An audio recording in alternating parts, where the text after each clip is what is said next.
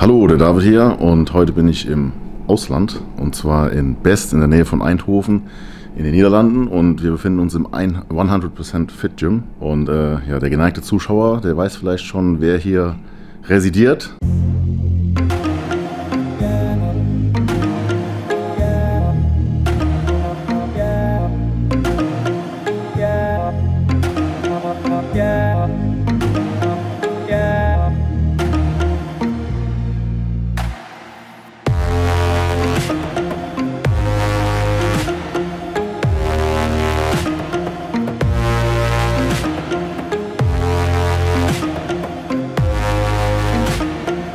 Das ist nämlich ein ganz bekannter, beliebter Classic Bodybuilding Pro, Classic Physique Pro, und zwar Mr.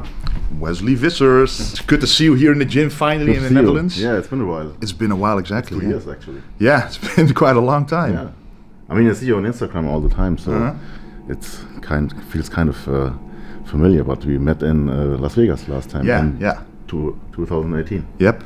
We already then talked about wanting to do a workout together, but every time, or I did a show or you did a show, so now it's finally happening. Now we both are done with our shows, so it's going to be an amazing workout for sure. Bevor es zum Workout geht, ne, schauen wir uns mal das Gym an, richtig? Korrekt. So before we work out, you show us the gym. Yeah, sure. Right, so this is our gym, 100% fit gym. As you can see, it's very personalized for ourselves because, well, my girlfriend is the original owner here. It's very personalized. Yeah, yeah, all the pictures on the windows here. But my girlfriend is a real owner, but pretty much since the beginning that the gym started, I met her, so right from the start I was able to make decisions about the gym as well. So originally it's a CrossFit gym, so this empty space is usually used for CrossFit, but it's also a power rack which can be used for squats, deadlifts, you know, bench press, everything you do with bodybuilding as well, and all the equipment. So once again, you met her and... Yeah, I met her literally... You started a gym together, right? Well, yeah, I literally met her on that table, and that was the same month that she opened this gym. Yeah. But right at that moment, it was still purely a CrossFit gym, so no bodybuilding at all. But then we started a relationship, and then everything in the gym changed. It went pretty fast, huh? It went pretty quick, because I never realized as a bodybuilder that I could meet someone who understands the lifestyle. But she was sitting there with a Tupperware, you know, a meal, and I was like, okay, I never saw a female do that before. So immediately we had a click together, and after a few weeks already, we knew that well, it could work out very well. And we did a few workouts together, and then we both realized we were very serious about, you know, building muscle and being serious about the bodybuilding and being better, being stronger, and nutrition-wise. So everything just clicked, and from that moment on, we realized that this could really work out together. So then we also, of course, worked on a gym together, and that's just amazing. Lucky guy. Yeah, for sure.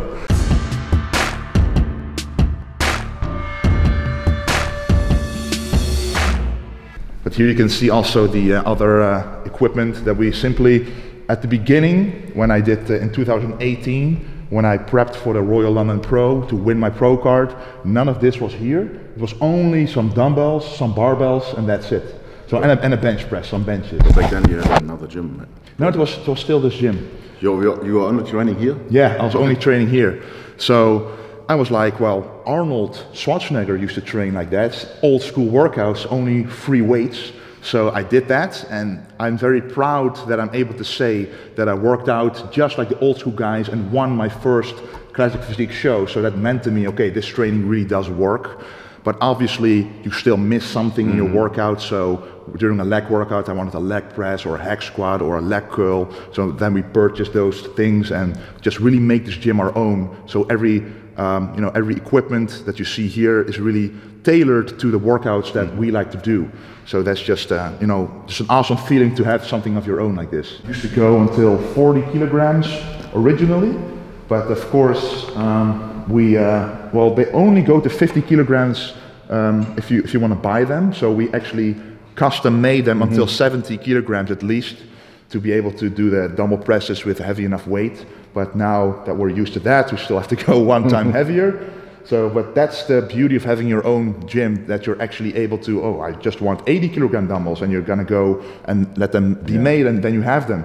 So that's the freedom that you have, and that's really awesome.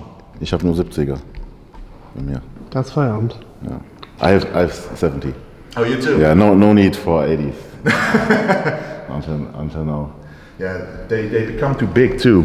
So even the 70s, like it's almost too big to handle. So if they're too big, you cannot really do much exercises anymore.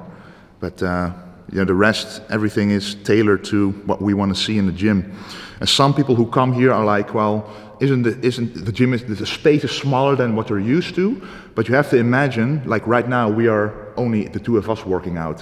When you go to a commercial gym, it's way busier, and then you're like, if you have a training plan in your head, like I want to do the bench press, then the dumbbell press, well, if you arrive in a gym, that bench press does have to be free, and usually it's not. So then you have to change your plan. And when I work out here, I can do exactly what's in my head. So when I'm prepping, it's very important that you can follow a plan and stick to it and improve on your lifts. So I'm able to do that here, and for me as a professional bodybuilder now, you have to take things like that serious as well. So you train, you won't train while the opening hours, right? You train when it's closed? Yeah, and usually even if it's open, they have their classes here, so they're usually working out with a barbell here or with kettlebells or something. So I'm able to have my freedom in this area, which is specially made for bodybuilding, so then I'm able to do all of the things I want to do. I just recently saw an interview of Dorian Yates, and he said he always trained alone, outside of the opening hours from the gym. And he said nowadays that's almost impossible because most gyms are like 24 hours. Yeah, but he used to train before the public came in. Yeah, and you can see the results that he made. So I think that's a very positive thing for sure. So no distractions. Like I just notice when more people are around, sometimes you don't work out for yourself, but you kind of work out because other people are watching you, or someone comes up to you and talks to you, and resting takes a minute longer, and then ultimately it's going to be 90%. Especially if, like, you know, the owner or co-owner of a gym. Yeah. And then you have to be nice, and you know, it's always, it's also your customer. Yeah. Yeah, that's kind of hard sometimes. It is. You gotta have to find a balance. If you work out with the people, you gotta kind of be social as well, because they expect you to. But that's why if you're able to work out outside the opening hours, that's definitely something you should do. So you're 26 now? Yeah. And when did you start training? When I was 14, so it's 13 officially, but you know, the first 2 years you're not really doing actual bodybuilding, you're just moving some weights. But I'm lucky that my dad taught me from the very beginning how to actually do a full range of motion. So lots of people who begin, the first 2 or 3 years they don't even perform the exercises correctly. But I was lucky enough that I did. So I first started on machines to learn how a muscle feels. So the mind-muscle connection was established quite early, and then I moved on to the dumbbells and the barbells and stuff. But the official bodybuilding journey started when I was like 18 or so. Okay. So you would say like it's now 8 years of serious training. Yeah, serious training. Okay. And your dad is also your training partner, right? Yeah, he basically still is every single week. We used to train together pretty much every single day when I still lived with my parents. It was much easier, of course, to work out together. Now I live around 45 minutes away from my parents' house, so it's more difficult to every day work out together. But you know, he still keeps up with his strength and the intensity. And it's always nice when you're in the last few weeks of prep that someone is taking off the weights for you, or spotting you, or you know, just helping you with the workout. So that's just you know, a very unique benefit that I have actually. And your dad is also helping with the social media and the videos and stuff like that, right? Yes. And you were also competing? No, never compete. Never? No. But you're a bodybuilding fan since? Yes. It was a hobby for me. Yeah. So I take my children to the gym.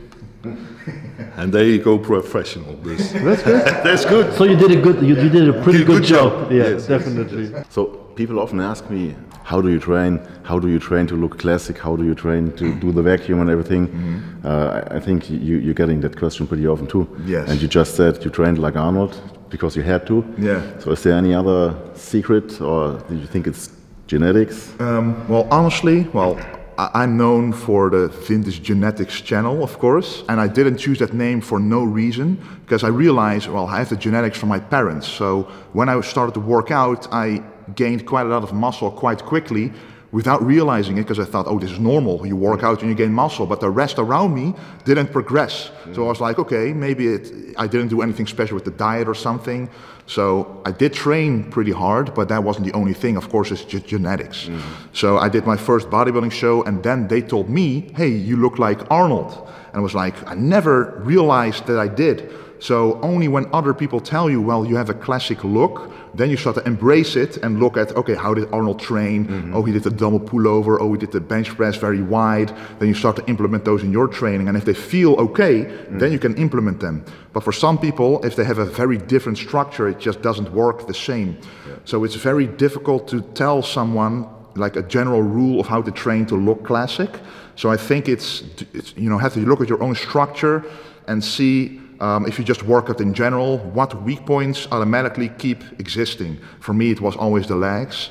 So the upper body was always very easy, just hard work, and it simply grew. But the legs simply needed different attention. So I couldn't just look at the other people training, because if I train like them, they simply won't grow at the same time, that same rate as their legs. So I had to change that up to create my own physique, and everybody is different genetically, so I think you have to look at your own structure and then see, after just a general amount of training, nothing special, to see what body parts are still lacking, and then adjust your training according to that.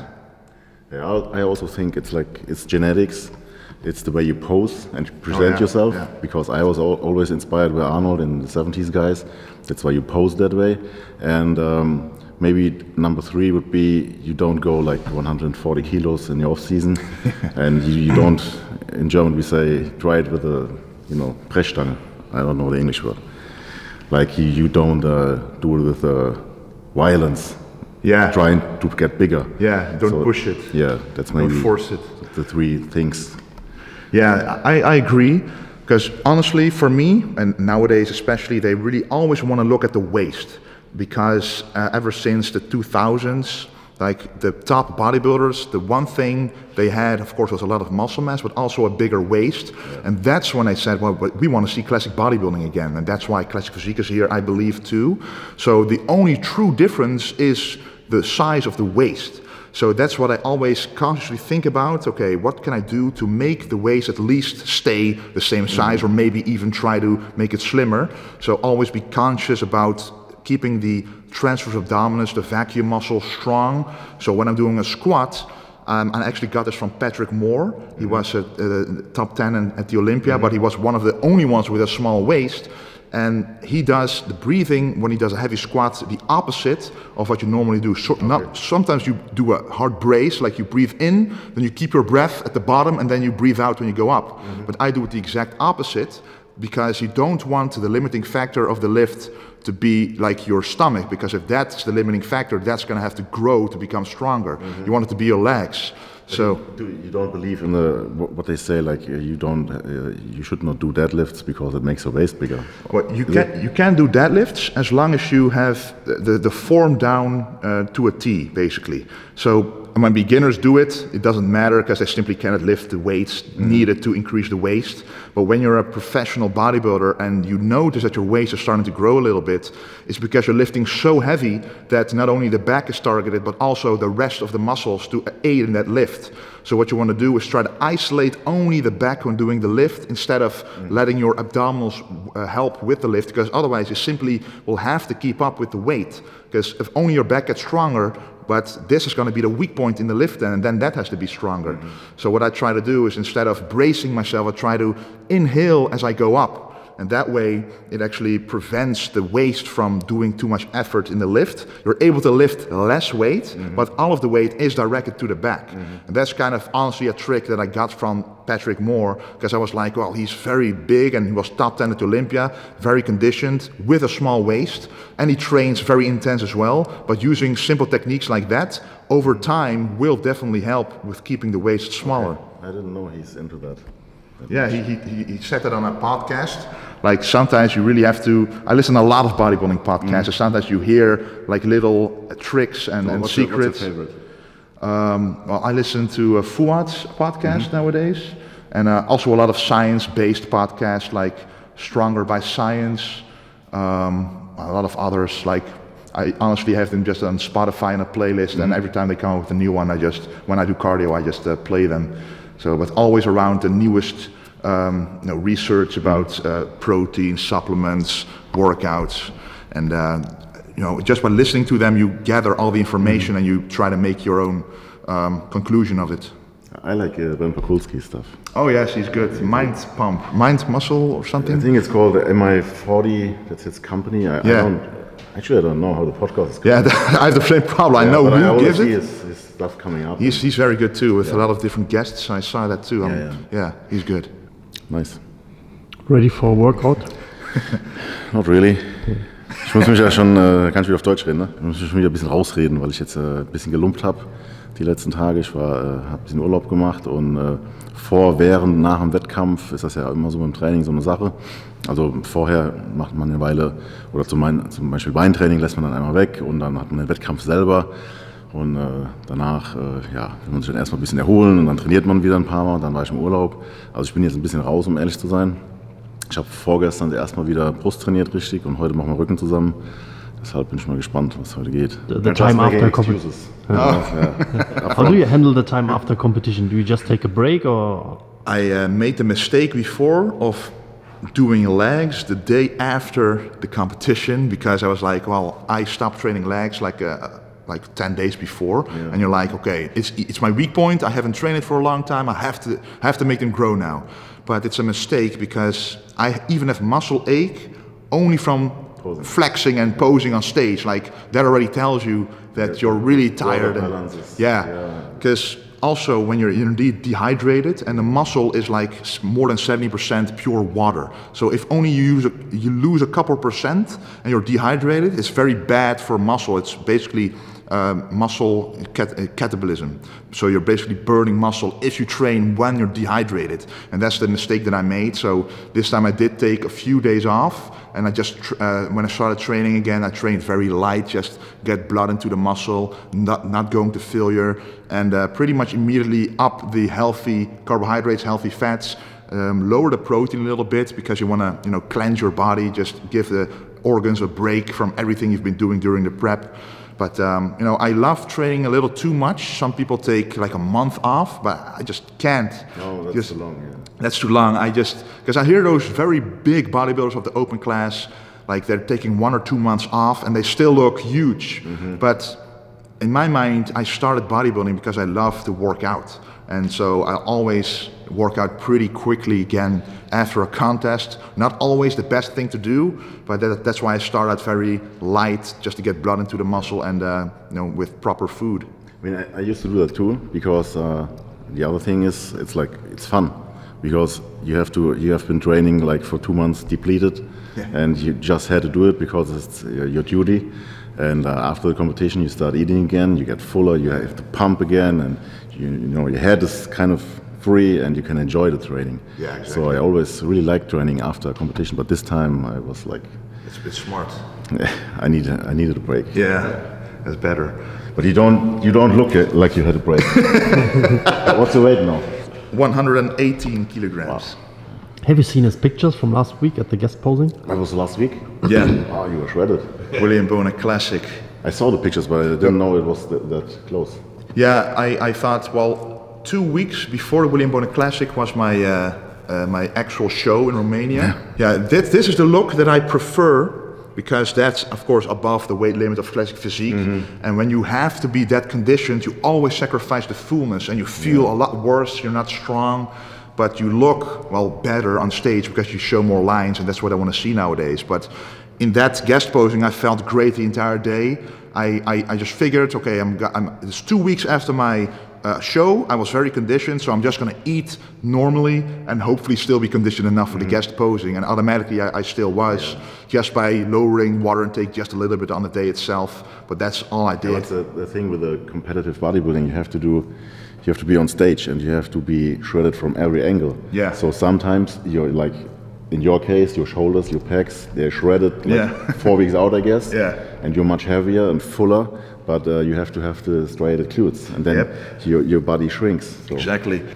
For me, it's the hamstrings. Like they only come in when everything is really, very dry. Yeah. So, and because I need more mass there anyway, so it takes a while for it to show that detail.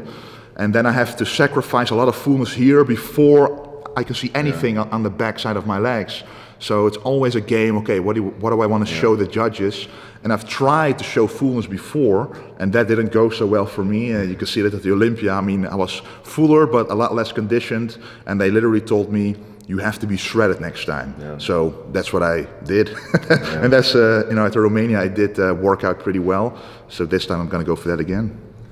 So that's a discussion they always have, the classic physique, what is classic, what is not. Yeah. In the end, the criteria is like bodybuilding, so you have to be shredded. Yeah, nowadays, it's weird, because they call it classic physique, so the head judge even said it's a physique class. So it's not a bodybuilding class, but at the same time, now with the posing trunks being shorter and shorter, so you now see the glutes. Yeah. So now I am pressured to actually show very striated glutes, because everybody shows it now. Mm-hmm. Like if you look at the Olympia stage, like if you look at the top 10, all of them have striations in the glutes, so I have to have that myself. When I won the pro card, you couldn't even see my glutes at all, because it's easy for me to have a conditioned upper body, easy to have conditioned quads, but the glutes not so much. It just takes like a month more, but then you sacrifice the fullness, as you said. So it's indeed always a question. Yeah? Yeah, for me, like legs are already like 6 weeks out, and I have striated glutes, but the back, back is always my problem. And this time at the Olympia, if I see the pictures now, I did a little too much carving up, and my hamstrings were striated, glutes were striated, and my back looked like too much watery. Yeah. That's always a challenge.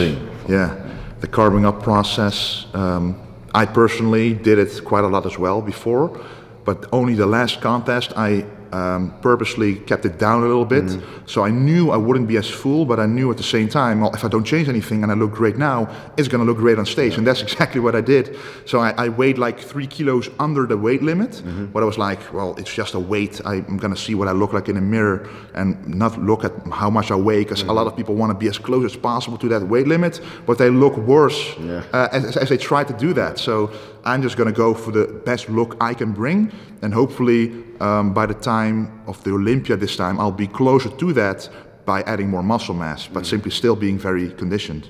So you're a little taller than me, right? What's your limit? I'm allowed to weigh 112 kilograms or 247 pounds. 247, I'm 240. Yeah, so you're one class below me then. Yeah. 6'1". Yeah, I'm 6'2", something, a little above 6'2". So, but I think it's weird that every time they still measure you at the shows. Yeah, you should have a pass. Yeah, but sometimes, I don't know if you notice, that some people, when they are being measured, they put their hair in a certain way that if you measure them, like they're like 2 or 3 inches taller than they actually are. But with some people, it's like impossible to go lower than the hair, because like the darker skinned people, like with the afro hair, you cannot get lower at a certain point. So I'm like, okay, you should just have a measurement set that's accurate, and then just not going to shrink. I mean, maybe the master classes, but at least the regular classes. People like in other sports, they have a pass. Yeah, and it takes a lot of the time away from the registration. If they already know what your height is, you can just step on a scale. If it's okay, then it's okay.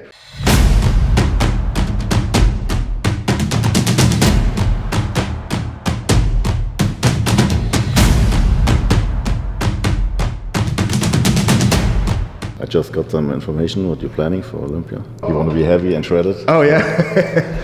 I know what I have to do now. I hope so. That's always the goal. Yeah.